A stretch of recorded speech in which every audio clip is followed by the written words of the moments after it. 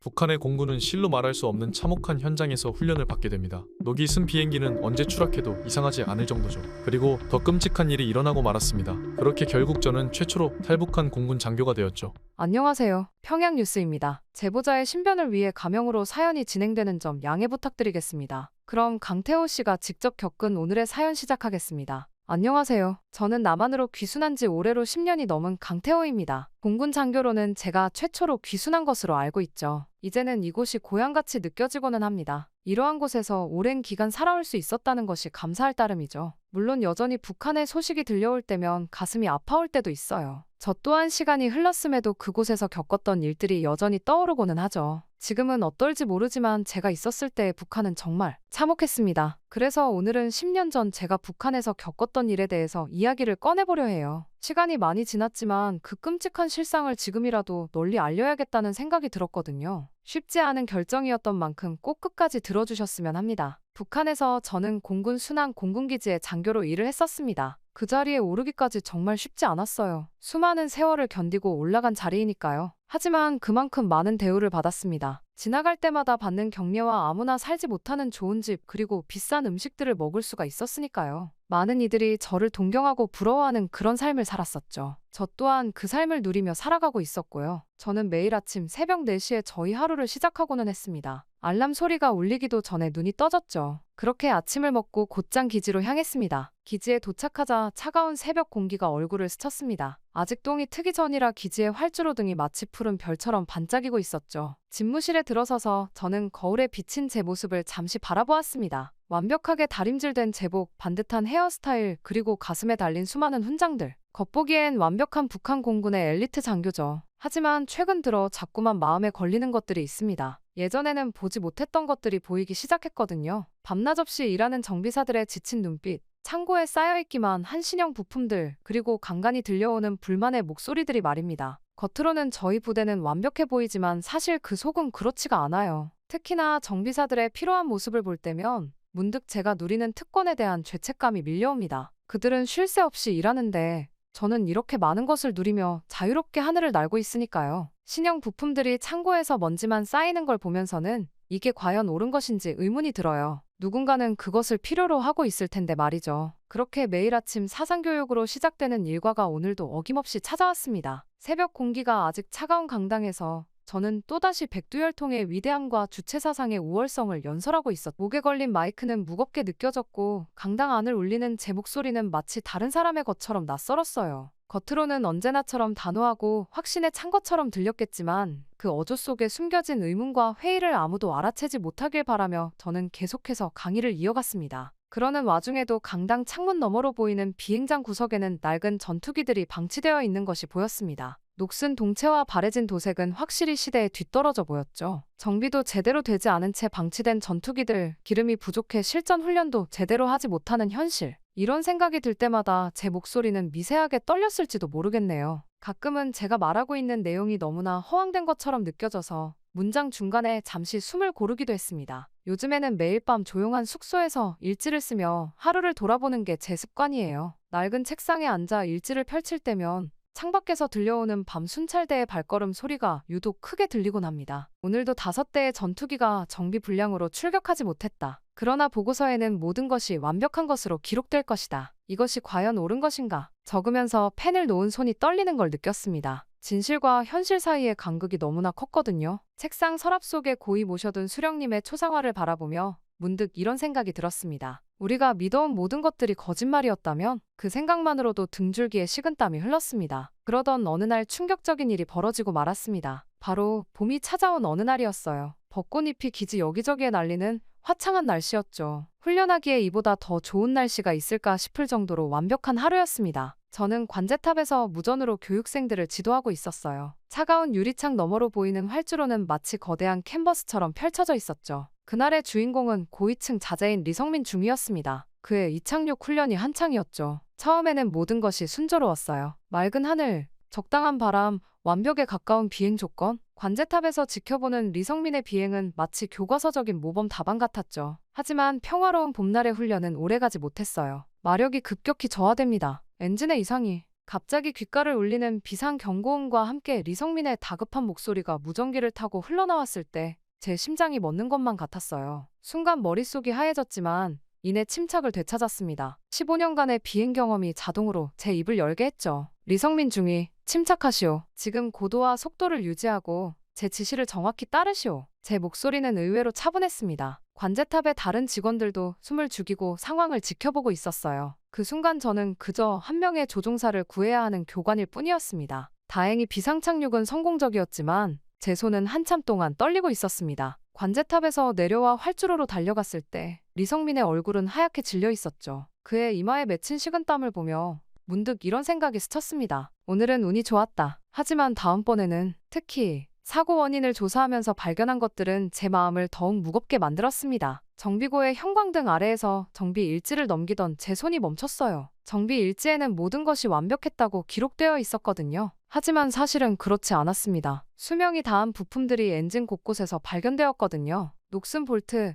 마모된 기어, 균열이 있는 파이프, 이런 것들이 정말 완벽하게 정비된 상태였단 말인가요? 이건 단순한 실수가 아니었습니다. 누군가의 의도적인 은폐였죠. 정비 일지를 덮으며 제 마음 한켠에서 무언가가 조금씩 무너져 내리는 것을 느낄 수 있었습니다. 그리고 그날 밤 잠을 이루지 못하고 있을 때 누군가가 저를 찾아왔습니다. 그날 저는 창밖으로 떨어지는 이슬비 소리를 들으며 천장만 바라보고 있었죠. 그때 누군가가 조심스럽게 문을 두드렸어요. 바로 기지의 베테랑 정비사 한철호였습니다. 30년 경력의 그의 주름진 얼굴에는 깊은 피로가 서려 있었죠. 장교님, 더는 이렇게 있을 수가 없어서 찾아왔습니다. 그의 떨리는 목소리에서 절박함이 느껴졌어요. 한철우는 마치 오랫동안 가슴속에 묻어두었던 비밀을 털어놓듯 천천히 입을 열었습니다. 그의 고백은 충격적이었습니다. 새 부품들은 이미 암시장으로 빠져나간 지 오래였다고 해요. 장성들의 주머니를 채우기 위해서였죠. 이제는 고급 장교들의 훈련기도 안전을 장담할 수 없습니다. 그의 말에 담긴 무게가 제 어깨를 짓눌렀습니다. 한철우의 얼굴에 맺힌 눈물을 보며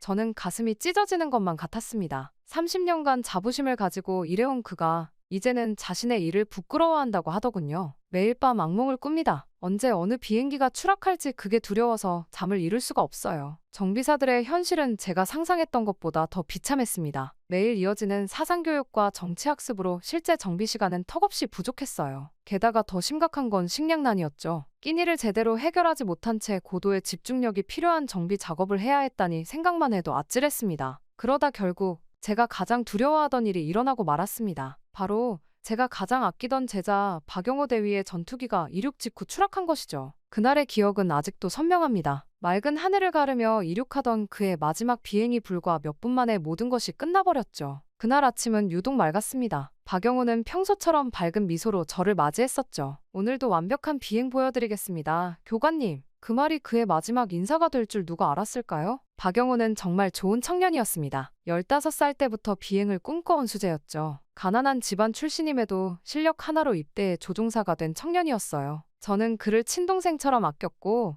우리 공군의 미래라고 생각했습니다. 그의 눈빛에서 보았던 순수한 열정이 아직도 눈에 선해요. 그런 그가 추락한 현장에 도착했을 때의 광경은 차마 말로 표현하기 어렵네요. 잔해가 흩어진 현장으로 달려가는 동안 제 발걸음이 이토록 무거웠던 적이 있었나 싶어요. 처참히 찢겨나간 기체 잔해들 사이에서 엔진을 조사하면서 제 가슴은 점점 더 무거워졌습니다. 잔해 하나하나를 살펴볼 때마다 마음이 무너져 내렸습니다. 15년간의 경험이 말해주고 있었죠. 금이 간터빈 블레이드는 마치 비명을 지르는 것처럼 보였고 마모된 베어링은 수많은 경고를 무시한 우리의 죄책감을 드러내는 것만 같았어요. 기름 누수의 흔적들, 이 모든 증거가 가리키는 건 명백했죠. 우리의 무능과 부패가 빼앗아간 한 젊은이의 생명을 생각하며 저는 결국 무릎을 꿇고 눈물을 흘리고 말았습니다. 사실 언제 일어나도 이상하지 않은 일이었으니까요. 영호가 공포에 질려 큰 고통을 느끼면서 죽어갔을 생각을 하니 가슴이 갈갈이 찢어지는 것만 같았습니다. 그리고 다음 날 저는 더욱더 충격적인 말을 듣게 되었습니다. 동무, 이건 당의 결정사항이요. 조종 미숙으로 인한 사고로 처리하는 것으로 이미 결정났소. 정치부장의 차가운 목소리가 아직도 귀에 맴돕니다. 그의 목소리에는 감정이라고는 찾아볼 수 없었어요. 마치 일기예보를 읽는 것처럼 담담했죠. 그 순간 느꼈던 분노와 무력감이 지금도 생생해요. 하지만 이건 명백한 정비 불량입니다. 박영호 대위는 제 목소리가 떨렸습니다. 그리고 결국 저는 영호의 이야기를 꺼내려는 순간 목이 메어 더는 말을 잇지 못했습니다. 영호의 웃는 얼굴이 눈앞에 아른거렸거든요. 하지만 돌아온 건 더욱 차가운 대답뿐이었죠. 동무, 지금 자네가 우리 당의 결정에 의문을 제기하는 건가? 정치부장의 날카로운 음성이 사무실을 가로질렀습니다. 저는 그 순간 그의 눈빛에서 경고를 읽었어요. 더 이상의 항변은 제 자신과 주변 사람들 모두를 위험에 빠뜨릴 수 있다는 경고를 말이죠. 결국 저는 제가 그토록 아끼던 제자를 북한 최고의 젊은 조종사를 미숙한 실수로 추락한 훈련생으로 기록해야만 했습니다. 보고서를 작성하는 동안 펜을 쥔 제 손이 계속해서 떨렸어요. 진실을 외면하는 제 자신이 너무나도 끔찍하더군요. 서명을 하는 순간 마치 제가 박영호를 2번 죽이는 것만 같았습니다. 그 이후 저는 매일 밤 어두운 경납고에서 홀로 술을 마시는 게 습관이 되었습니다. 차가운 콘크리트 바닥에 앉아 어둠 속에서 전투기들의 실루엣을 바라보며 술을 마시다 보면 온갖 생각이 밀려옵니다. 영호의 마지막 모습, 리성민의 비상착륙, 정비사들의 피폐한 얼굴이 마치 영화의 한 장면처럼 스쳐 지나가죠. 가끔은 전투기들과 대화를 나누기도 합니다. 너희들도 알고 있었니? 우리가 이렇게 무너져가고 있다는 걸. 물론 대답은 돌아오지 않죠. 그저 차가운 금속의 침묵만이 제 질문을 받아들일 뿐이에요. 술병 바닥이 보일 때쯤이면 이런 생각이 듭니다. 우리가 매일 외치는 구호들, 우리가 믿어온 모든 것들, 그것이 진정 진실일까요? 체제가 보여주는 허상과 실제 현실 사이의 괴리는 날이 갈수록 커져만 가는 것 같아요. 마치 거대한 균열이 제 마음속에서 점점 더 깊어지는 것처럼 느껴집니다. 그렇게 예전에는 확고했던 제 신념이 이제는 마치 봄눈 녹듯이 서서히 사라져가고 있었습니다. 저는 매일 밤 꾸는 악몽 속에서 저는 계속해서 영호를 만나요. 그는 항상 웃고 있죠. 교관님, 저 이제 비행할 수 있나요? 그 질문에 대답하지 못한 채 잠에서 깨어나면 제 베개는 항상 눈물로 젖어 있습니다. 이제는 매일 아침 거울을 보는 것조차 힘들어요. 거울 속에 비친 제 모습이 낯설게만 느껴지거든요. 훈장으로 가득한 군복을 입은 제 모습이 점점 더 가면처럼 느껴집니다. 언제까지 이 가면을 쓰고 살아야 할까요? 이 질문을 던질 때마다 제 마음속 균열은 조금씩 더 깊어져만 가고 있었죠. 그러던 어느 날 결국 사건이 일어나고 말았습니다. 그날 오후 저는 총정치국 간부를 만났죠. 사무실에 들어서는 순간부터 느껴지는 묘한 위압감이 있었어요. 창가에 등을 돌리고 서 있는 간부의 뒷모습에서도 긴장감이 느껴졌죠. 그가 천천히 돌아섰을 때 저는 그의 표정이 평소와 다르다는 걸 알 수 있었습니다. 간부의 표정은 무거웠고 그의 손에는 두꺼운 문서 뭉치가 들려 있었죠. 강태호 소령, 당에서 특별한 임무를 맡기기로 했소. 그의 목소리는 차가웠어요. 마치 겨울바람 같았죠. 그 순간 저는 왠지 모를 불안감을 느꼈어요. 직감이었을까요? 뭔가 평범하지 않은 일이 시작될 거란 예감이 들었거든요. 새로운 훈련 프로그램을 시작하라는 지시였습니다. 하지만 뭔가 이상했습니다. 이건 제가 지금까지 해온 전투기 교육이 아니었거든요. 민간 항공기 조종 기술, 한국식 비행 매뉴얼 숙지, 그리고 가장 이상했던 건 한국어 억양 교정까지 요구한다는 거였어요. 심지어 대한항공, 아시아나항공의 운항 절차까지 교육하라고 했죠. 지시 내용을 들을 때마다 제 미간은 더욱 찌푸려졌을 거예요. 이해가 안 되는 부분이 있다면 질문하시오. 간부가 말했지만 그의 어조에는 질문을 허용하지 않는다는 뉘앙스가 깔려 있었어요. 마치 얼음장 같은 분위기 속에서 저는 그저 고개를 끄덕일 수밖에 없었죠. 그렇게 교육생 명단을 받아들고 나오면서 저는 더욱 의아함을 느꼈습니다. 모두가 특별했어요. 영어와 한국어에 능통하고 외모가 출중한 20대 후반의 젊은 조종사들. 마치 특별한 목적을 위해 엄선된 것 같은 느낌이 들었죠. 명단을 읽어내려가는 동안 제 가슴 한켠에서는 묘한 불안감이 자라나고 있었어요. 더구나 이들의 훈련은 일반 조종사들과 완전히 분리되어 진행하라는 지시도 있었어요. 처음 교육생들을 만났을 때가 생각이 납니다. 10명 남짓한 그들은 분명 북한 최고의 엘리트들이었지만 동시에 순수함도 가지고 있었죠. 마치 맑은 호수 같은 눈빛들이었어요. 특히 김우진 중위는 눈에 띄었습니다. 총명하고 예리한 눈빛, 그리고 뛰어난 직관력을 가진 청년이었죠. 첫 수업에서부터 남다른 열정을 보여줬어요. 그렇게 훈련이 시작되면서 점점 이상한 점들이 하나둘씩 눈에 들어왔습니다. 왜 민간 항공기에 이토록 집중하는 것일까? 게다가 한국의 항공사들에 대해 이렇게까지 상세히 알아야 할 필요가 있을까 하는 의문은 꼬리에 꼬리를 물었지만 답을 찾을 수는 없었습니다. 매일 밤 잠들기 전 이런 질문들이 제 머릿속을 맴돌았죠. 소령님, 우리가 배우는 것들이 너무 이상하지 않습니까? 어느 날 김우진 중위가 조심스레 물었을 때 그 눈빛이 아직도 선명해요. 훈련이 끝난 후 늦은 저녁, 텅 빈 교실에서 그가 던진 질문이었죠. 특수 정찰 임무라고 들었는데 왜 민간 항공기 조종법을 이렇게 상세히 배워야 하는지. 창밖으로 비치는 노을빛이 그의 불안한 표정을 더욱 선명하게 비추고 있었어요. 그의 눈에서 읽은 건 단순한 호기심이 아니었어요. 불안, 그리고 어쩌면 두려움이었을지도 모르겠네요. 하지만 저는 답을 줄 수 없었습니다. 아니, 어쩌면 답을 주기가 두려웠던 걸지도 모르겠어요. 그저 당의 결정을 믿어야지 라는 공허한 말만 던질 수밖에 없었죠. 그러던 어느 날 밤이었습니다. 저는 그날도 습관처럼 교육생 숙소를 순찰하고 있었죠. 늦은 시간이었지만 저는 종종 이렇게 혼자 걸으며 생각을 정리하곤 했거든요. 달빛이 희미하게 비치는 복도를 걷다가 우연히 바닥에 떨어진 서류 뭉치를 발견했습니다. 처음에는 그저 흘러나온 교재라고 생각했습니다. 하지만 서류를 집어들자마자 뭔가 다르다는 걸 직감했죠. K 프로젝트라는 이상한 제목이 눈에 들어왔어요. 그리고 그 문서를 한 장 한 장 넘길 때마다 제 손은 더욱 떨렸습니다. 거기에는 충격적인 계획이 마치 업무 매뉴얼처럼 차갑게 정리되어 있었습니다. 가끔 밖에서 들려오는 야간 순찰대의 발걸음 소리에 흠칫 놀라면서도 저는 눈을 떼지 못한 채 계속해서 문서를 읽어내려갔어요. 조종사들의 위장 신분은 물론 한국항공사 면접 질문과 답변 요령, 취업 후 생활 지침까지 마치 공포 영화의 시나리오를 보는 것 같았어요. 각 페이지를 넘길 때마다 손끝에서 전해지는 종이의 감촉이 마치 차가운 칼날 같았죠. 창밖에서 불어오는 늦여름 밤바람이 커튼을 살랑거릴 때마다 제 등줄기로 한기가 스쳐 지나갔습니다. 특히 기억에 남는 건 한국 생활적응 지침이란 항목이었습니다. 그들은 정말 세세한 부분까지 계획했더군요. 식사 예절부터 지하철 이용법, 심지어 회식 문화까지 마치 연극 대본처럼 상황별 대처법이 꼼꼼하게 정리되어 있었죠. 때론 웃어야 할 때와 분위기에 맞춰 농담을 해야 할 타이밍까지도요. 그리고 마지막 페이지, 최종 임무 수행 지침이라는 제목을 보는 순간 제 온몸에 한기가 돌았어요. 대형 여객기로 주요 시설들을 타격하는 계획이 마치 수학 공식처럼 차갑게 적혀 있었거든요. 비행 경로, 목표물 좌표, 충돌 각도까지. 이건 단순한 테러가 아닌 치밀하게 계산된 대량 학살 계획이었습니다. 실행 대상 명단, 맨 앞에 적힌 이름을 보는 순간 제 눈앞이 캄캄해졌습니다. 그리고 제가 가장 아끼던 제자 김우진, 그 총명하고 순수한 청년이 첫 번째 자살 특공대원으로 지정되어 있었어요. 그는 자신의 운명도 모른 채 매일 죽음을 향해 한 걸음씩 다가가고 있었던 거죠. 저는 결국 의자에 털썩 주저앉았어요. 사무실의 형광등 빛이 유난히 차갑게 느껴졌죠. 벽에 걸린 시계 소리가 마치 망치로 두드리는 것처럼 크게 들렸고요. 제 머릿속은 혼돈 그 자체였어요. 수십 명의 젊은 조종사들, 그들이 탑승할 여객기의 무고한 승객들, 모두가 이 광기 어린 계획의 희생양이 될 운명이었습니다. 시계는 자정을 향해 가고 있었어요. 복도 끝에서 들려오는 경비병의 발걸음 소리가 점점 가까워졌다가 멀어져 갔습니다. 저는 그저 멍하니 그날 사무실 책상에 앉아 고뇌에 빠져 있을 수밖에 없었죠. 그렇게 K 프로젝트 문건을 발견한 그날 이후 제 삶은 완전히 달라졌습니다. 매일 아침 거울을 보며 면도를 할 때면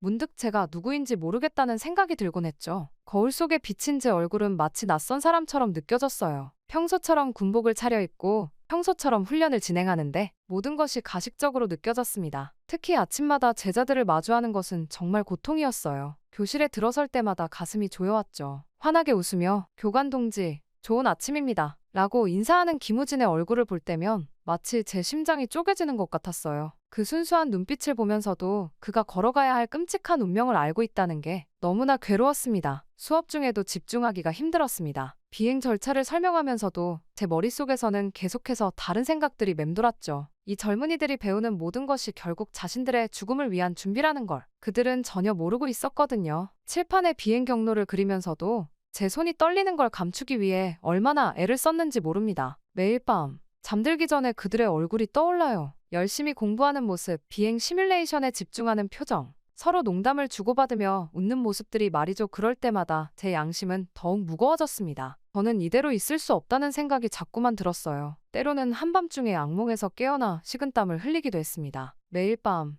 K 프로젝트에 대한 추가 정보를 찾아 나설 때면 제 발걸음은 무거웠습니다. 낮에는 늘 사람들로 분주한 총정치국 건물도 밤이 되면 마치 거대한 무덤처럼 적막해지곤 했죠. 복도를 걸을 때마다 제 발자국 소리가 마치 심장 소리처럼 크게 울렸어요. 건물 뒤편에 작은 자료실로 향하는 길은 매번 지옥으로 가는 것만 같았습니다. 자료실 문을 열 때면 항상 손이 떨렸습니다. 낡은 경첩에서 나는 삐걱거리는 소리가 마치 누군가의 비명 같았죠. 먼지 쌓인 서류철 사이에서 진실을 찾아내는 일은 마치 시체 더미 속에서 살아있는 사람을 찾는 것처럼 고통스러웠습니다. 서류들을 하나하나 확인할 때마다 제 가슴은 더욱 무거워졌어요. 이미 3명의 조종사가 한국의 대형 항공사에 지원할 준비를 마친 상태였죠. 그들의 위조된 신분증 사진을 볼 때면 마치 제가 그들의 관짝에 못을 박는 것 같은 기분이 들었습니다. 한 장 한 장이 완벽했어요. 학생부의 세세한 기록들, 성적 증명서의 과목별 점수들, 심지어 동아리 활동 기록까지 누군가의 인생을 통째로 도용하고 위조한 거였죠. 특히 괴로웠던 건 그들의 이력서에 적힌 장래 희망란이었습니다. 어린 시절부터의 꿈이었던 항공기 조종사가 되어 사람들에게 안전하고 편안한 하늘길을 열어주고 싶습니다. 이런 글들을 읽을 때면 제 양심이 찢어지는 것 같았습니다. 밤이 깊어갈수록 자료실의 공기는 더욱 무거워졌어요. 창문 너머로 보이는 달빛은 마치 죽음의 차가운 눈빛 같았고 바람 소리는 누군가의 울음소리처럼 들렸죠. 때로는 제가 미쳐가는 건 아닌가 하는 생각이 들 정도였어요. 그러던 어느 날이었습니다. 소령 동무,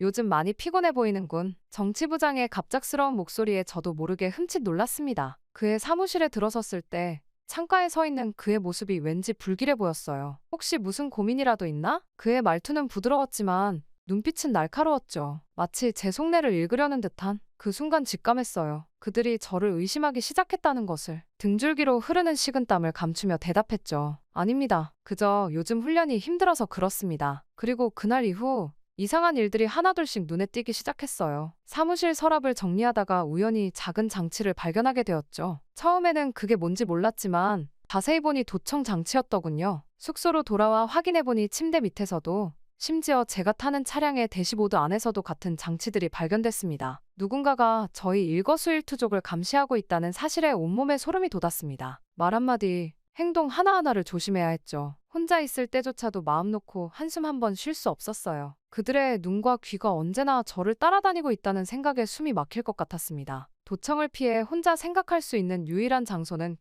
경납고뿐이었습니다. 엔진 소음이 워낙 크다 보니 그나마 이곳에서는 마음 놓고 생각할 수 있었거든요. 그렇게 경납고의 차가운 콘크리트 바닥에 앉아 저는 계속해서 탈출 방법을 고민했습니다. 비행기로 탈북하는 건 어떨까? 하지만 곧 그 생각을 접어야 했어요. 연료가 부족했거든요. 우리 기지의 전투기들은 대부분 연료 부족으로 제대로 된 훈련도 못하는 상황이었으니까요. 지상 루트는 더욱 위험했죠. 수많은 감시초소와 지뢰밭, 성공 가능성이 너무 낮았어요. 그렇게 막막한 나날들이 이어지던 어느 날이었습니다. 우연히 발견한 한 장의 문서가 제 시선을 사로잡았습니다. 다음 달 선양에서 열리는 중국 북한 군사 교류회 참가자 명단에 그리고 거기에 제 이름이 적혀 있더군요. 그 순간 10년 전 한 선배가 했던 말이 번개처럼 스쳐 지나갔어요. 선양은 자유를 향한 관문이다. 그때는 그저 농담처럼 들었던 그 말이 이제는 마치 운명의 속삭임처럼 들렸습니다. 순간 제 심장이 빠르게 뛰기 시작했어요. 이것이 마지막 기회라는 걸 직감적으로 알 수 있었죠. 선양이라는 그 이름을 떠올릴 때마다 제 심장은 불규칙하게 뛰기 시작했습니다. 지도에서 보면 그저 중국의 한 도시일 뿐이지만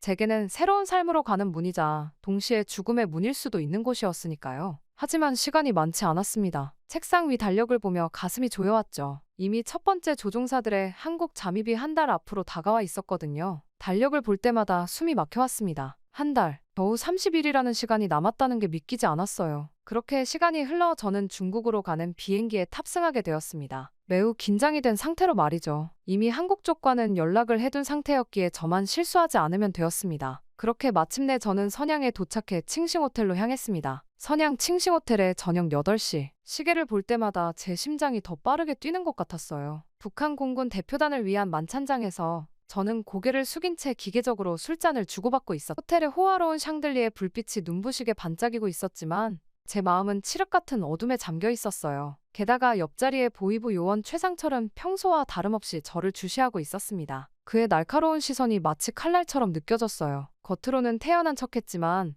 손바닥에서는 식은땀이 배어나왔죠. 72시간, 제게 주어진 시간은 그것뿐이었습니다. 이 시간 안에 모든 것을 끝내야만 했죠. 연회장의 공기는 답답했습니다. 담배 연기와 술 냄새가 뒤섞인 공간에서 사람들의 웃음소리와 잠 부딪히는 소리가 마치 먼 메아리처럼 들렸죠. 저는 취한 듯 몸을 살짝 흔들며 자리에서 일어났어요. 화장실 좀 다녀오겠습니다. 제 목소리가 떨리지 않기를 바랐죠. 예상했던 대로 뒤따라오는 발소리가 들렸습니다. 복도를 걸으면서도 그 발소리가 계속해서 저를 따라오는 걸 느낄 수 있었죠. 마치 운명의 발걸음 같았어요. 화장실에 들어서자 형광등의 차가운 불빛이 제 얼굴을 비췄습니다. 거울 속에 비친 제 모습이 낯설어 보였어요. 그렇게 저는 세면대에 물을 틀어놓고 잠시 기다렸습니다. 물소리가 제 심장 소리를 덮어주길 바라면서 말이죠. 그리고 역한에서 기침 소리가 들렸습니다. 바로 최상철이었어요. 그가 늘 하던 습관적인 기침이었죠. 저는 이제 돌이킬 수 없는 순간이 다가오고 있다는 걸 느꼈습니다. 저는 비틀거리는 걸음으로 화장실을 나섰어요. 복도를 가로질러 벽에 기대어 서면서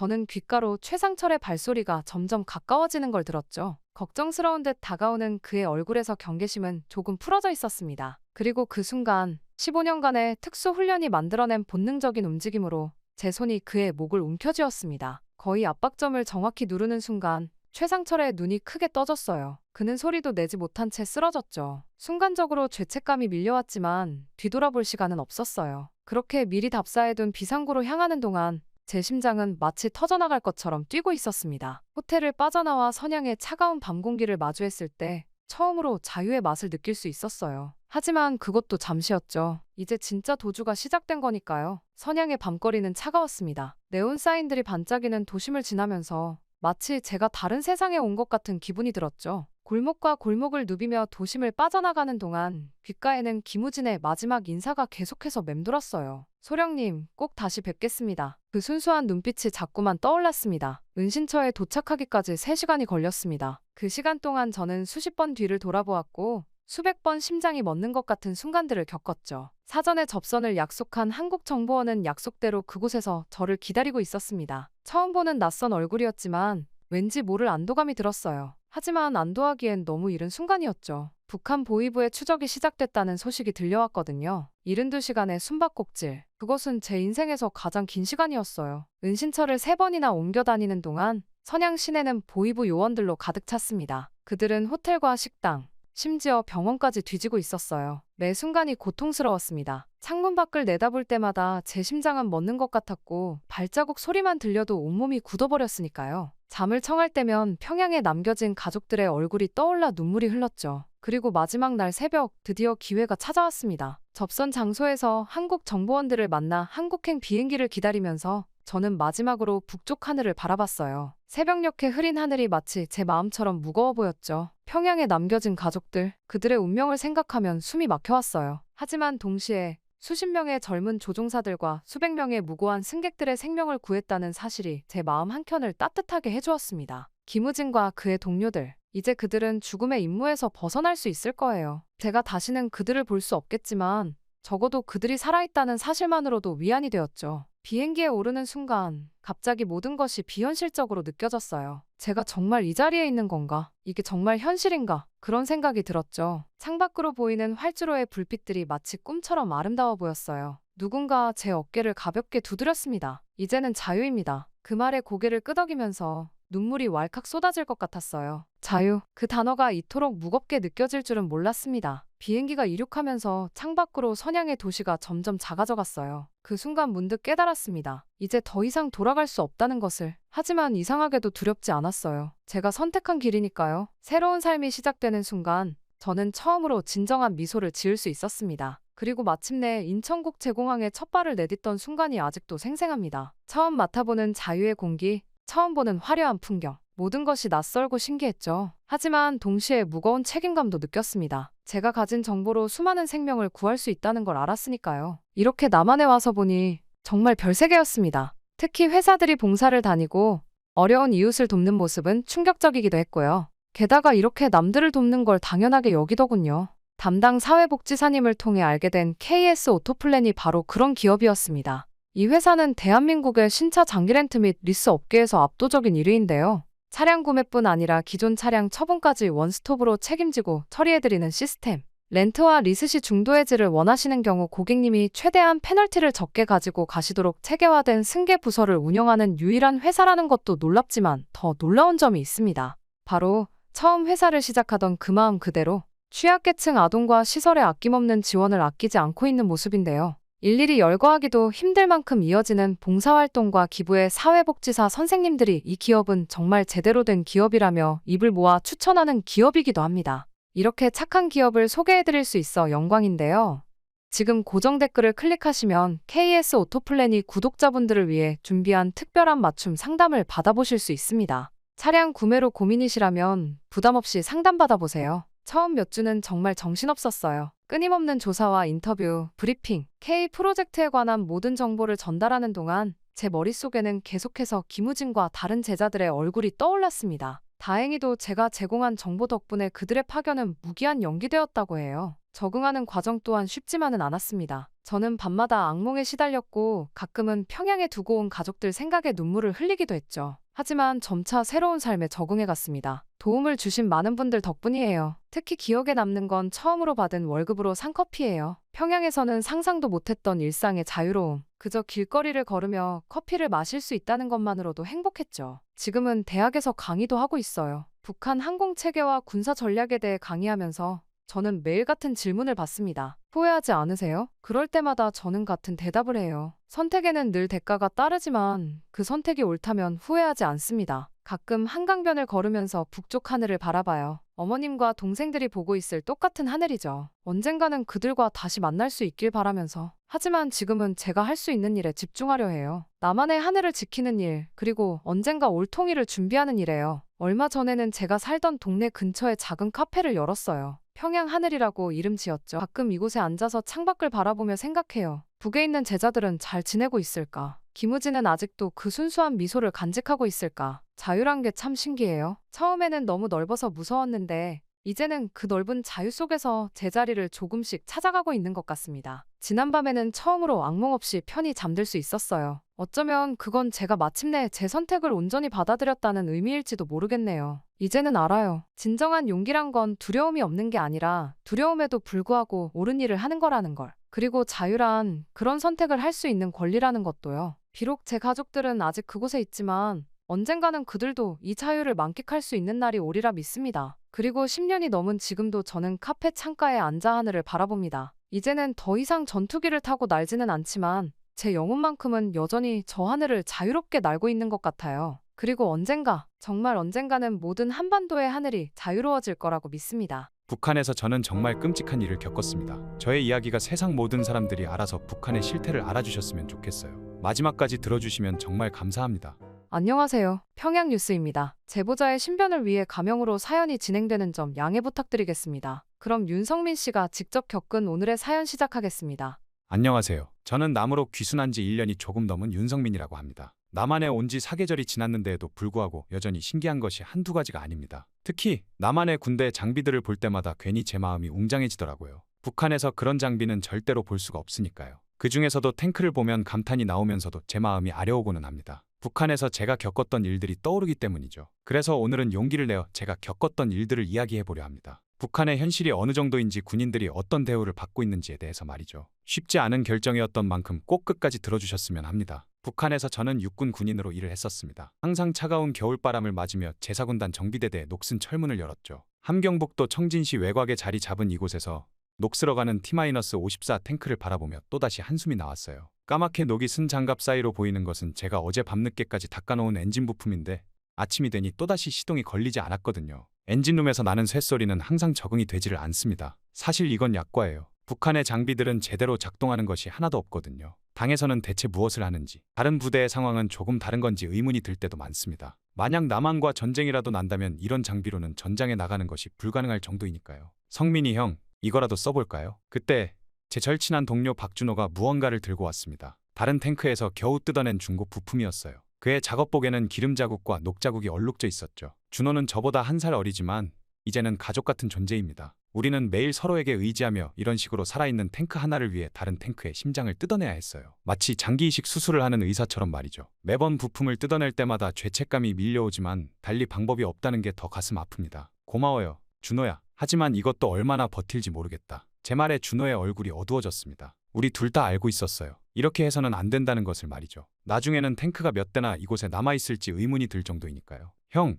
솔직히 말해서 무섭지 않으세요? 이래서야 어떻게 싸움을 하겠어요? 고장난 탱크가 전쟁에 나가면 그건 무덤이나 다름없잖아요. 준호의 떨리는 목소리에 담긴 불안이 고스란히 전해졌습니다. 맞아요. 저도 매일 밤 그 생각을 하고는 했죠. 차가운 바닥에 누워 천장을 바라볼 때마다 우리가 고치는 이 탱크들이 언젠가는 우리 전우들의 관이 될 수도 있다는 생각에 가슴이 무거워졌습니다. 그때마다 목구멍까지 차오르는 답답함을 삼키느라 힘들었어요. 이뿐만이 아닙니다. 부대의 식당 사정은 더 심각해요. 창가에 앉아있으면 차가운 바람이 틈새로 새어 들어와 국물이 식는 것도 모른 채 밥을 먹곤 합니다. 게다가 하루 세 끼니가 두 끼니로 줄었는데 그마저도 제대로 된 한 끼를 먹기가 힘들죠. 쌀밥은 이제 꿈같은 이야기가 되었어요. 잡곡으로 겨우 배를 채우는데 그나마도 양이 너무 적어서 항상 배가 고픕니다. 된장국이라고 내오는 것도 사실은 소금물에 절인 무 몇 조각이 전부예요. 식당 아주머니의 미안해하는 눈빛을 마주칠 때면 차라리 배고픈 게 낫겠다는 생각이 들 정도죠. 형, 오늘 저녁에 또 가실래요? 준호의 속삭임에 제가 고개를 끄덕였습니다. 우리는 매일 밤 부대 뒤편 경사진 땅에 몰래 감자를 심고 있거든요. 달빛 아래에서 조심스럽게 땅을 파고 씨감자를 묻는 일은 이제 우리의 일상이 되었습니다. 처음에는 우리 둘만의 비밀이었는데 이제는 부대원들 대부분이 알고 있어요. 하지만 모두 모른 척 해주시죠. 우리가 심은 감자가 그들의 허기진 배를 채워주는 유일한 위안이 되었으니까요. 가끔 밤중에 감자밭을 살피러 가면 누군가 조심스레 물을 주고 간 흔적을 발견할 때가 있어요. 그럴 때면 가슴 한켠이 따뜻해지고는 합니다. 특히 겨울밤은 정말 견디기가 힘듭니다. 난방용 유류가 부족해서 군인들은 한데 모여 서로의 체온을 나누며 잠을 청하죠. 담요 한 장으로는 턱없이 부족한 한겨울밤, 우리는 서로 밀착해 추위를 견뎌냅니다. 녹슨 철제 침상에서는 차가운 한기가 스며들어와 뼛속까지 시리게 해요. 창문 틈새로 들어오는 바람 소리는 마치 누군가의 울음소리처럼 들리죠. 가끔은 그렇게 모여 있다가 누군가 흐느끼는 소리를 들을 때가 있어요. 고향 생각에 울컥하는 거겠죠. 그럴 때면 아무도 말을 하지 않아요. 그저 서로의 어깨를 더 바짝 붙일 뿐이죠. 훈련은 말할 것도 없습니다. 탱크에서 뿜어져 나오는 시커먼 매연을 보면서도 우리는 아무 말도 하지 못해요. 매연 속에는 우리의 자존심이 섞여 있는 것만 같아요. 기름이 부족해서 제대로 된 기동훈련은 꿈도 꾸지 못하니까요. 한 달에 한 번 있는 기동훈련도 사실은 탱크를 조금 움직여보는 정도에 그치죠. 엔진 소리가 불규칙하게 울릴 때마다 저희의 가슴도 덜컹거립니다. 언제 멈춰설지 모르는 엔진 소리에 온 신경이 곤두서거든요. 준호야, 너는 우리가 정말 군인이 맞는 건지 의심든 적 없냐? 어느 날 밤 제가 준호에게 솔직한 심정을 털어놓았습니다. 형, 우리가 비록 이렇게 살아가고 있지만 그래도 우리는 군인이에요. 이런 상황에서도 우리가 할 수 있는 최선을 다하고 있잖아요. 준호의 말에 제 눈시울이 뜨거워졌습니다. 작업등 불빛 아래에서 그의 얼굴을 보니 눈가에 맺힌 땀방울이 눈물인지 분간이 가지 않았어요. 맞아요. 우리는 비록 쇠락해가는 장비들 속에서 살아가고 있지만 그래도 우리는 군인이죠. 이런 상황에서도 매일 아침 일찍 일어나 탱크를 점검하고 부품을 교체하고 훈련을 합니다. 우리가 할 수 있는 최선이 이것뿐이라는 게 가슴 아프지만 그래도 우리는 포기하지 않아요. 밤이면 저는 종종 탱크 옆에서 홀로 담배를 피웁니다. 담배 연기가 차가운 공기 속에서 하얗게 피어오르면 마치 제 한숨이 실체가 된 것처럼 보이죠. 까만 하늘을 올려다보며 언제쯤 이 상황이 나아질까 생각하는데 밤하늘의 별들은 그저 차갑게 빛날 뿐이에요. 하지만 그런 생각도 잠시뿐이에요. 아침이 되면 또다시 녹슨 탱크와 싸워야 하니까요. 담배 연기 속에 제 고민을 태워버리곤 해요. 형, 이제 들어가요. 내일도 일찍 일어나야 하잖아요. 준호의 말에 제가 마지막 담배 연기를 내뿜었습니다. 이렇게 우리의 하루가 또 저물어가네요. 준호가 있어서 얼마나 다행인지 모릅니다. 이런 열악한 상황에서도 버틸 수 있는 건 항상 옆에 있어주는 준호 덕분이니까요. 하지만 그때는 몰랐습니다. 그때가 다시 돌아올 수도 없다는 것을 말이죠. 그렇게 며칠 뒤 제 인생을 뒤집을 만한 사건이 일어나고 말았습니다. 그날 밤 저는 당직실에서 밤근무를 서고 있었어요. 낡은 철제 의자가 삐걱거리는 소리가 고요한 당직실에 울려 퍼졌죠. 이미 한 백열등 아래에서 간신히 보이는 시계는 새벽 2시를 가리키고 있었어요. 당직실 한켠에 놓인 난로는 이미 오래전에 꺼져 있었고 기름이 부족해 다시 피울 생각도 못했죠. 그저 관상용이었어요. 차가워진 철제 책상에 이마를 대고 잠시 눈을 붙이려는 찰나 갑자기 당직실 문이 거칠게 열렸습니다. 그리고 문 앞에는 준호가 서 있었죠. 한밤중에 뛰어들어온 준호의 모습은 제가 알던 그 준호가 아닌 것만 같았습니다. 늘 장난기 가득했던 그의 얼굴은 마치 백지처럼 창백했고 입술은 공포로 파르르 떨리고 있었거든요. 며칠 전까지만 해도 전우들을 웃게 만들던 그 밝은 미소는 온데간데 없이 사라져버렸고 대신 공포와 충격으로 일그러진 낯선 표정만이 남아있었습니다. 준호의 몸은 떨리고 있었는데 그건 단순히 추위 때문만은 아닌 것 같았어요. 경계 근무 중이었을 그가 이렇게 당직실로 뛰어온 것부터가 심상치 않더군요. 준호는 규율에 엄격한 군인이었거든요. 아무리 추워도 아무리 힘들어도 자신의 위치를 절대 이탈하지 않았던 사람이었는데 그런 그가 경계 초소를 비우고 이곳까지 뛰어왔다는 건 뭔가 큰일이 벌어졌다는 뜻이었죠. 그리고 이후 준호의 떨리는 목소리로 전해들은 이야기는 충격 그 자체였습니다. 준호가 감자에 물을 주기 위해 홀로 살펴보고 있었는데 후문 쪽 어둠 속에서 검은색 중국 차량 세대가 전조등도 켜지 않은 채 정차해 있었다고 해요. 그의 목소리는 마치 끊어질 듯 가늘게 떨렸고 이야기를 전하는 내내 창백한 얼굴이 계속해서 창가 쪽을 향했죠. 마치 누군가가 우리를 엿듣고 있진 않을까 두려워하는 것처럼요. 형, 저들이 우리 물자를 빼돌리고 있어요. 준호는 당 고위 간부들이 군부대의 물자를 은밀하게 실어내고 있었다고 했습니다. 어둠 속에서도 그들의 견장이 달빛에 반사되어 번쩍이는 게 보였다고 해요. 처음에는 일상적인 보급품 이동으로 착각했지만 한밤중에 후문으로 물자를 반출한다는 것 자체가 이상했다고 했죠. 특히 평소 같으면 귀찮아하며 자신의 부하들에게 시키기 바쁜 고위 간부들이 직접 나서서 물건을 옮기고 있었다는 게 더더욱 의심스러웠대요. 그게 정말 확실해. 제 목소리도 덜덜 떨리고 있었습니다. 네, 분명해요. 제가 직접 정비했던 기름통들이에요. 준호가 본 것은 분명 지난주에 그가 직접 정비했던 기름통들이었습니다. 녹슬고 오래된 탱크들을 위해 아껴두었던 그 귀중한 기름들. 준호가 하루 종일 땀을 흘리며 정비하고 점검했던 그 통들이 지금 중국 차량 뒷칸으로 하나둘씩 실려가고 있었죠. 기름통마다 준호가 정비 후 표시해둔 노란색 테이프가 달빛에 반사되어 빛나고 있었다고 했습니다. 그 테이프에는 준호의 글씨로 정비 완료와 날짜가 적혀 있었죠. 형, 우리가 뭔가 해야 하지 않을까요? 준호의 목소리는 이제 분노로 떨리고 있었습니다. 저 또한 손이 떨리기 시작했죠. 기름이 없어 추위에 떨며 어떻게든 모두가 버티고 있는데 도대체 어떻게 그런 짓을 할 수가 있을까요? 그날 이후로 부대의 공기가 달라지기 시작했습니다. 간부들의 눈빛이 전과 달랐거든요. 특히 준호를 볼 때 그들의 시선은 매우 날카로웠죠. 복도에서 마주칠 때면 일부러 어깨를 부딪히고 지나가기도 했고 사소한 일에도 트집을 잡았어요. 준호는 말없이 견뎌냈지만 저는 그의 굳어진 얼굴을 볼 때마다 가슴이 아팠습니다. 그렇게 며칠 뒤 아침 점호가 끝나자마자 결국 일이 터지고 말았습니다. 검은 제복을 입은 보위부 요원들이 갑자기 나타났거든요. 그들은 마치 기다렸다는 듯이 준호의 생활관으로 향했고 그의 물품을 뒤지기 시작했습니다. 우리 모두는 그 자리에 얼어붙은 채 서 있어야만 했죠. 차가운 겨울 바람이 생활관을 휘감고 도는데 그 바람보다 더 차가운 긴장감이 우리를 감싸고 있었어요. 이게 뭐지? 그러다 보위부 요원 중 한 명이 준호의 사물함 깊숙한 곳에서 뭔가를 꺼내들었습니다. 검은 비닐에 쌓인 작은 물건이었죠. 그것을 풀어헤치자 한국 라디오가 나왔고 그 속에서 미국 달러까지 나왔어요. 하지만 저는 알고 있었습니다. 어제까지만 해도 거기엔 그런 게 없었다는 걸 말이죠. 준호의 사물함을 매일같이 함께 써왔던 제가 어떻게 그걸 모를 수 있겠어요. 모든 게 조작됐다는 걸 우리 모두가 알고 있었지만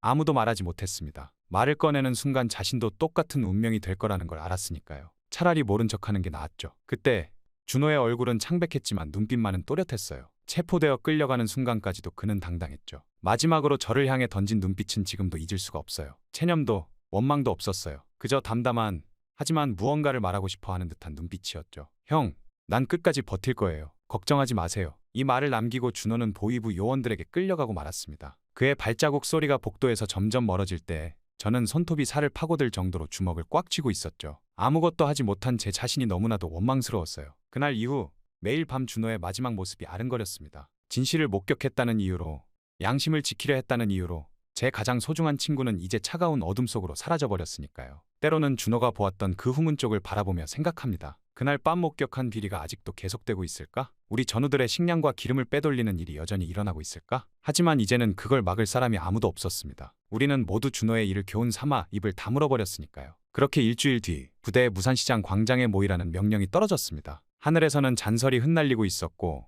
희뿌연 새벽빛이 광장을 어슴푸레하게 비추고 있었죠. 전 부대원이 소집되어 줄을 맞춰 서는 동안 제 심장은 마치 터져나갈 것처럼 뛰고 있었습니다. 우리가 서 있는 광장은 평소 주민들이 장을 보던 곳이지만 오늘은 모든 가게들이 문을 닫았고 창문마다 커튼이 쳐져 있었죠. 그렇게 아침 6시가 조금 지났을까요? 멀리서 트럭 엔진 소리가 들리기 시작했습니다. 마침내 녹슨 군용 트럭이 우리 앞에 멈춰 섰고 뒷문이 열렸어요. 그 순간 제 심장이 멎는 것만 같았습니다. 준호를 포함한 3명의 죄수가 트럭에서 나오고 있었거든요. 아니, 정확히는 나오지도 못했습니다. 그들은 거의 질질 끌려 나왔죠. 일주일간의 조사. 그들이 말하는 조사가 어떤 것인지 이제야 눈앞에서 보게 된 것이었죠. 준호의 모습은 이미 제가 알던 그 준호가 아니었어요. 그의 모습은 이미 사람의 형체를 알아보기 힘들 정도로 변해 있었습니다. 순간 숨이 멎는 것만 같았습니다. 준호의 얼굴은 퉁퉁 부어올라 있었고 시퍼런 멍이 얼굴 전체를 뒤덮고 있었거든요. 한쪽 눈은 완전히 감겨 있었고 다른 쪽 눈도 겨우 실눈을 뜨고 있는 정도였어요. 입가에서는 말라붙은 핏자국이 보였고 코는 비틀어져 있었습니다. 그리고 준호의 손가락. 그 손가락을 보는 순간 제 온몸에 전율이 흘렀습니다. 손톱이 모두 뽑혀나간 듯했고 시퍼런 손가락에는 아직도 선명한 핏자국이 남아있었죠. 지난주까지만 해도 그 손으로 탱크를 정비하고 부품을 고치던 그 정교한 손가락들이 말입니다. 이제는 형체도 알아보기 힘들게 변해버렸어요. 게다가 준호의 다리는 이미 제 기능을 잃은 듯했습니다. 축 늘어진 다리는 분명 여러 군데가 부러져 있었을 거예요. 2명의 병사가 그를 부축해서 나무기둥으로 끌고 가는 동안에도 준호는 제대로 서지도 못했죠. 그저 준호의 발끝이 땅에 끌리면서 눈 위에 희미한 자국을 남기고 있었어요. 한때는 번듯했을 그의 군복 또한 이제 누더기가 되어 있었습니다. 피와 고문의 흔적으로 얼룩진 군복은 찢어지고 구겨져 있었고 옷 여기저기에는 구멍이 나 있었어요. 며칠을 굶었는지 몸은 뼈만 앙상하게 남아 있었죠. 일주일 전만 해도 건장했던 그의 몸이 이렇게나 야위어버릴 수 있다는 게 믿기지 않았어요. 그때 확성기에서 삐걱거리는 소리가 울려 퍼졌습니다. 그리고 이어서 그들의 죄목이 낭독되기 시작했죠. 조국을 배신하고 한국의 스파이 활동을 한 극악무도한 범죄. 그 말들이 광장에 울려 퍼질 때마다 제 가슴 한켠이 찢어지는 것 같았어요. 모든 게 거짓말이었습니다. 준호가 본 것은 그저 진실이었을 뿐이었어요. 그가 지키려 했던 것은 우리 부대의 명예였을 뿐인데 이제 그가 스파이로 몰려 이렇게 처형당하게 된다니요. 확성기에서 흘러나오는 모든 말이 제 귓가에서 꼬여서 들렸습니다. 마치 악몽 같았죠. 눈은 조금씩 더 세차게 내리기 시작했어요. 하얀 눈송이들이 준호의 얼굴 위로 내려앉았죠. 그가 고개를 들어 하늘을 보려 했지만 목을 가누기조차 힘든 듯해 보였습니다. 그의 숨소리는 거칠었고 입에서는 하얀 입김이 희미하게 피어올랐죠. 처형 직전 준호는 마지막 힘을 짜내어 고개를 들었습니다. 그의 시선이 저를 향했죠. 부어오른 입술이 미세하게 움직이는 게 보였어요. 나는 결백하다. 그의 쉰 목소리는 바람 소리에 묻혀 거의 들리지 않았지만 저는 그 말을 또렷이 읽을 수 있었습니다. 그의 입모양 하나하나가 제 가슴에 새겨지듯 들어왔어요. 그의 눈에는 공포보다는 깊은 체념과 슬픔이 가득했죠. 마치 이 부조리한 세상을 바라보는 마지막 시선 같았습니다. 그 눈빛 속에는 우리가 함께 보냈던 모든 순간들, 탱크를 정비하던 날들, 몰래 감자를 심던 밤들, 서로의 체온을 나누며 추위를 견디던 기억들이 모두 담겨 있는 것 같았습니다. 그리고 연이어 총성은 3번 울렸습니다. 매우 차갑고 건조한 소리였죠. 새벽의 고요를 찢는 그 소리와 함께 결국 준호의 몸이 축 늘어지고 말았습니다. 그 순간 광장에 모인 모든 사람들의 숨소리가 멎은 것 같았죠. 아니, 어쩌면 제 귀가 멎은 걸지도 모르겠어요. 그저 희미한 눈발 소리만이 들렸으니까요. 그렇게 처형이 끝나고 당 간부들의 모습이 눈에 들어왔습니다. 그들은 마치 아무 일도 없었다는 듯이 담배를 피우며 웃고 있었죠. 누군가 시계를 보더니 오늘은 생각보다 일찍 끝났네 라며 농담을 던졌어요. 그 말을 듣는 순간 저는 제 마음속에서 무언가가 끊어지는 것을 느꼈습니다. 그들이 그렇게 비아냥거리는 중에도 준호의 몸은 아직도 나무 기둥에 묶인 채 축 처져 있었습니다. 흰 눈이 조금씩 그의 어깨 위에 쌓이기 시작했죠. 저는 그저 그 자리에 얼어붙은 채 서 있었어요. 다리는 후들거렸고 손끝은 차가웠죠. 하지만 그보다 더 차가운 건 제 가슴이었습니다. 그렇게 총성이 울린 지 1시간이 지났을까요? 우리는 모두 부대로 돌아가라는 명령을 받았습니다. 아무도 준호의 시신을 수습하려 하지 않았죠. 그저 그렇게 나무 기둥에 묶인 채로 두고 가라고 했습니다. 돌아가는 길에 저는 몇 번이나 뒤를 돌아보았습니다. 점점 멀어지는 광장에서 준호의 모습은 하얀 눈 속에 작은 점이 되어갔죠. 멀리서 보니 마치 잠들어 있는 것처럼 보였어요. 그렇게 준호의 처형 이후 부대 내 분위기는 점점 더 숨막히게 변해갔습니다. 마치 검은 구름이 부대 전체를 뒤덮은 것 같았죠. 겨울바람이 부대를 휘감을 때마다 준호의 마지막 모습이 떠올랐고 그때 총성이 귓가에 맴돌았어요. 전우들은 서로 눈을 마주치는 것조차 피했고 간부들의 눈치를 보며 조심스레 움직였습니다. 웃음소리는 사라진 지 오래였고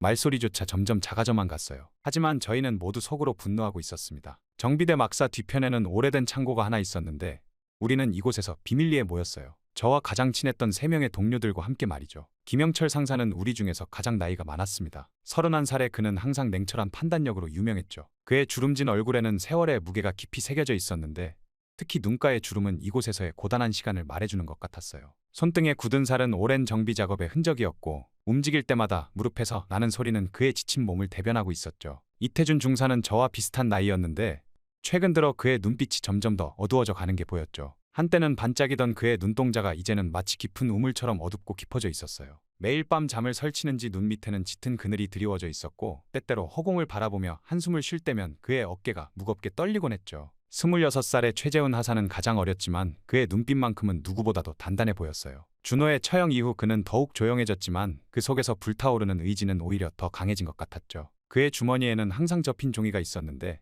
나중에야 그것이 탈출 계획이었다는 걸 알게 됐어요. 이거 봐요. 영철 상사가 조심스레 꺼내 보인 것은 군관들의 비리 증거였습니다. 그의 손이 떨리는 걸 감추려 애쓰는 모습이 보였죠. 군인들의 배급이 어떻게 착복되는지 그 과정을 상세히 기록한 메모들이었어요. 쌀자루가 줄어드는 숫자, 기름통이 사라지는 시간, 심지어 겨울 피복이 빠져나가는 경로까지 말이죠. 모든 것이 꼼꼼하게 기록되어 있었습니다. 그의 손은 미세하게 떨리고 있었어요. 이런 증거를 모으다가 발각되면 어떤 일이 벌어질지 알기에 저는 더 이상 참을 수가 없어요. 이태준의 목소리가 떨렸습니다. 그의 손끝은 파랗게 질려 있었고 이야기를 시작하는 순간부터 입술이 바르르 떨리고 있었죠. 그는 자신의 여동생 이야기를 꺼냈는데 여동생이 당 간부의 성폭력에 시달렸다는 거였어요. 이야기를 하는 동안 그의 손은 계속해서 무릎을 쥐었다 폈다 하고 있었죠. 신고도 할 수 없었다고 하더군요. 오히려 신고했다가는 더 큰 보복을 당할까 봐 말입니다. 그의 눈가에 맺힌 눈물이 번쩍였어요. 창고의 희미한 불빛 아래서도 그의 분노와 절망이 선명하게 보였습니다. 재훈이가 조용히 꺼내놓은 것은 탈북 경로에 대한 정보였어요. 그는 오랫동안 이 정보들을 모아왔나 봐요. 손때에 묻은 종이들을 하나씩 펼칠 때마다 그의 손끝이 미세하게 떨렸죠. 두만강의 경비가 허술한 지점들,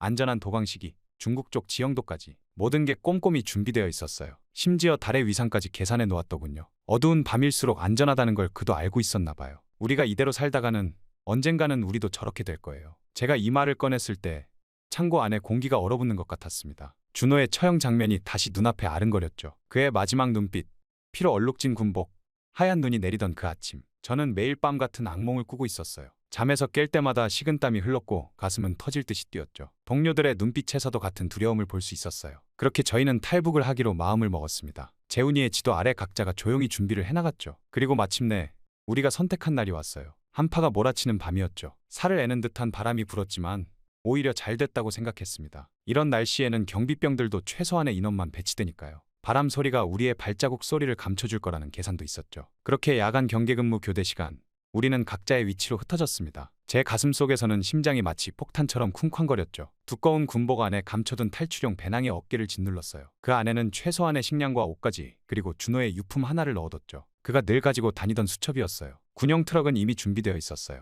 영철 상사가 일주일 전부터 조금씩 연료를 모아두었거든요. 매일 밤 한 방울씩 모은 기름이 이제 우리의 자유를 위한 희망이 된 거죠. 엔진 시동을 걸 때 그 긴장감이란, 제 손이 얼어붙은 건지 떨려서 그런 건지 구분이 안 될 정도였어요. 시동 소리가 밤 공기를 가르며 울렸을 때 우리 모두의 심장이 멎는 듯 했습니다. 첫 번째 고비는 부대 정문을 통과하는 거였죠. 다행히 그날 당직이던 병사는 우리와 친했던 박상민이었어요. 그는 아무것도 묻지 않고 그저 고개를 끄덕였을 뿐이죠. 그의 눈빛에서 조심히 가라는 말을 읽을 수 있었어요. 정문을 지날 때 그의 눈가에 맺힌 눈물을 보았습니다. 우리가 떠난 후 그에게 어떤 일이 벌어질지 생각하고 싶지 않더군요. 그저 그가 안전하기를 바랄 뿐이었습니다. 그렇게 트럭은 두만강을 향해 달렸습니다. 캄캄한 밤길을 달리는 동안 우리 모두는 숨소리조차 내지 않았어요. 헤드라이트도 켤 수 없었죠. 발각될 위험이 너무 컸으니까요. 달빛에 의지한 채 달리는 동안 영철 상사의 이마에는 땀이 맺혔어요. 영하의 날씨에도 말이죠. 그의 소나기에 쥐어진 운전대가 덜덜 떨리는 게 보였습니다. 차창 밖으로는 하얀 설원이 끝없이 펼쳐져 있었습니다. 달빛에 반사된 눈이 마치 은빛 비단처럼 빛났죠. 평소 같았으면 아름답다고 생각했을 텐데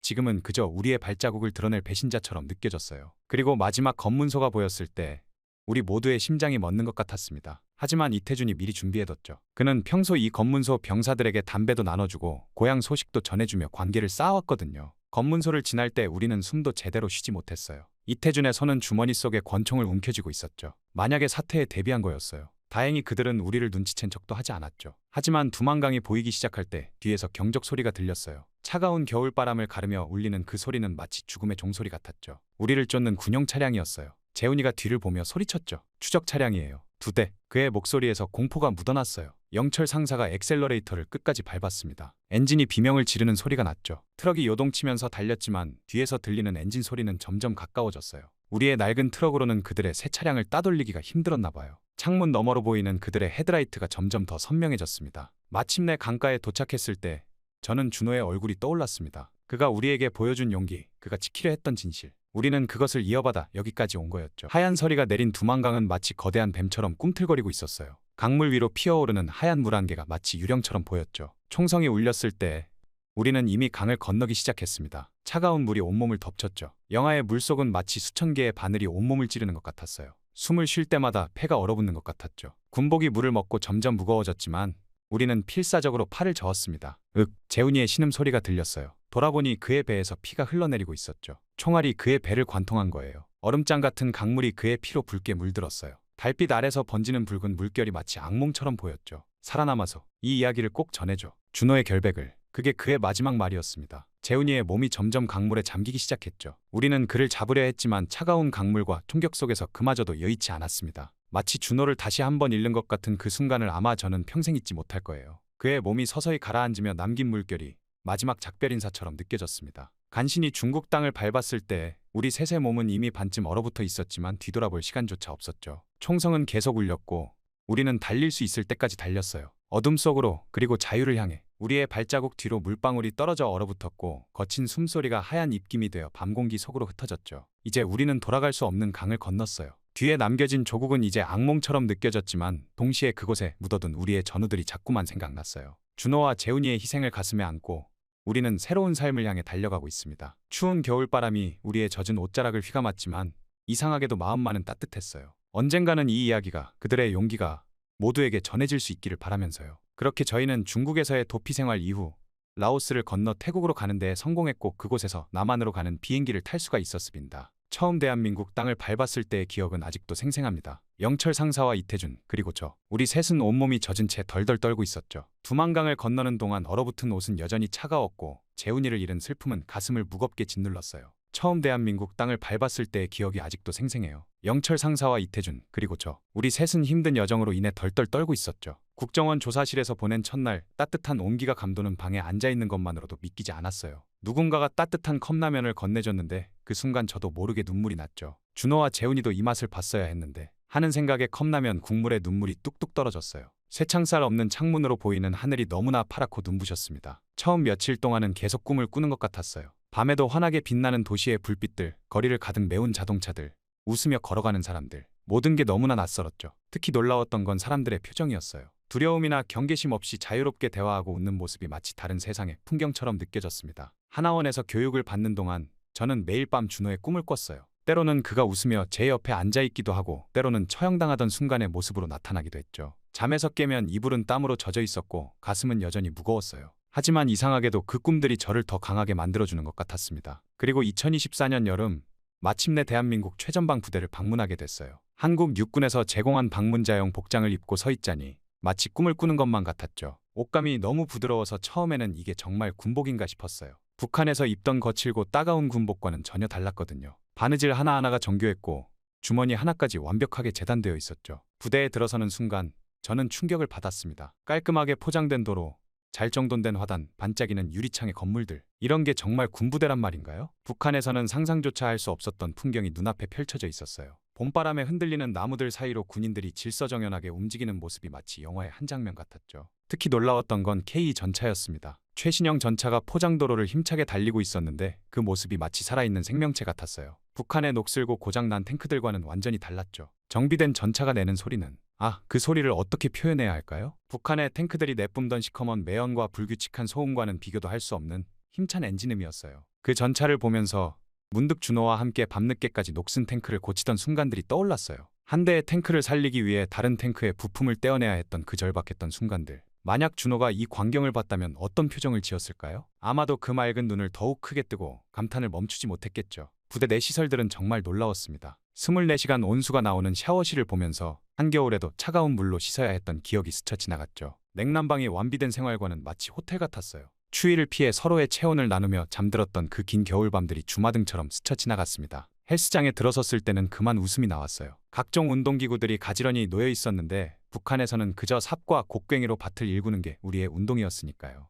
음악이 흐르는 공간에서 젊은 병사들이 땀을 흘리며 운동하는 모습이 너무나 생경했죠. 식당에 들어섰을 때는 그때의 충격을 어떻게 표현해야 할지 모르겠어요. 반짝이는 스테인리스 식판에 가지런히 담긴 반찬들, 김이 모락모락 나는 따뜻한 밥, 신선한 야채들, 매일 세끼 제공되는 영양가 있는 식사라니요. 주말에는 특식과 간식까지 나온다는 말에 저도 모르게 눈물이 고였어요. 이게 진짜 군대입니까? 제가 떨리는 목소리로 묻자 안내하던 장교가 미소를 지으며 대답했어요. 당연하죠. 우리 군인들은 나라를 지키는 소중한 인재들이니까요. 그 말이 가슴을 파고들었습니다. 북한에서는 군인들을 그저 소모품처럼 여겼는데 여기서는 인재라고 부르다니요. 식당 한쪽에서는 영양사가 메뉴를 계획하고 있었고 주방에서는 조리병들이 위생모자를 쓴 채 음식을 준비하고 있었죠. 마치 다른 세상을 보는 것 같았어요. 부대 앞 PX도 놀라웠어요. 군인들이 자유롭게 간식을 사 먹을 수 있다니. 한 병사가 과자를 사들고 나오는 모습을 보면서 저는 북한에서의 나날들을 떠올렸어요. 배고픔을 달래기 위해 밤마다 몰래 담장을 넘어야 했던 순간들, 감자를 심기 위해 어둠 속에서 땅을 파야 했던 기억들. 그 병사의 환한 미소가 마치 빛처럼 느껴졌어요. 무기고에서 본 최신식 장비들, 정비소의 충분한 부품들, 모든 것이 체계적으로 관리되고 있었어요.